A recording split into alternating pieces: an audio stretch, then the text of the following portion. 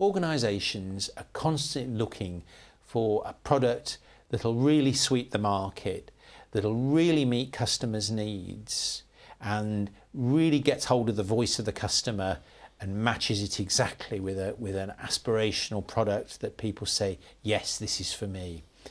Now, let's explore this a bit more. Professor Keith Goffin, you're a professor of innovation, lots of knowledge and insight into the voice of the customer. What have you got to say about this, Keith?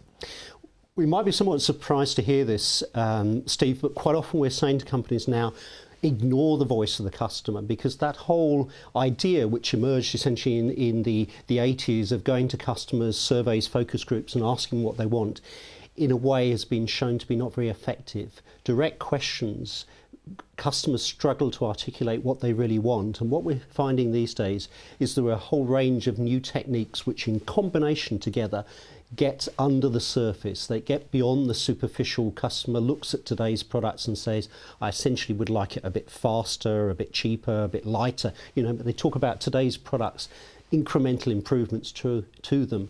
If you're really trying to come with breakthrough products, to get to a breakthrough product, you've got to identify some customers' hidden needs, and they can't tell you that in response to standard questions and in taking part in focus groups. So there's other approaches needed. So how do you get inside people's heads? Well, what you do need is to use various methods in combination, and we tend to take things like contextual interviews, that's interviewing people in their own homes or in the places where they use products and services, observing them, videoing them, doing detailed systematic analysis of what you see on those videos, what you hear on those videos. We also use techniques like repertory grid analysis from psychology. We lead user, where you get some of the most demanding users together, and what we do is you use these in combination. Each of the techniques gives you another piece of the puzzle to understand what the customer wants, which is very different to what they're actually going to tell you they would like. Give me some examples where this has really worked.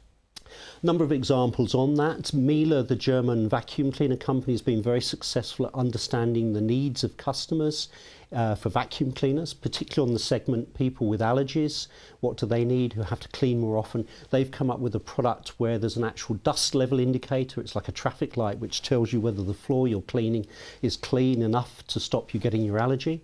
That was the product that came out of this type of research. No customer said, I would like a vacuum cleaner with a dust level indicator driven by electrostatic principles. That wasn't what they said, but they observed people using vacuum cleaners who had allergies and realised that this was one of the needs. That's the type of thing that will come out in B2C, business to consumer, but also B2B situations. There are lots of examples where these help.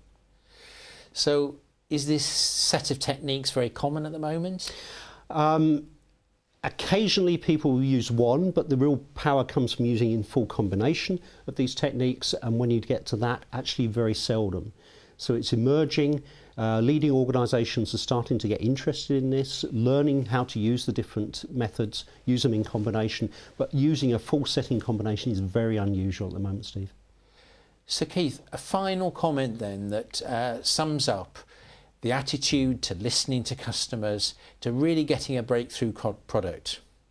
Well, if your organisation is aiming to produce a breakthrough product, the real message is then you're going to have to take the time and effort to use these type of techniques. If your organisation wants to come with something different, then it is well worth your organisation investing in training your people in these techniques, using them in combination and getting these insights into customers' hidden needs. And I guess that might be quite a challenge, but worth it. Thank you, Keith. Thank you, Steve.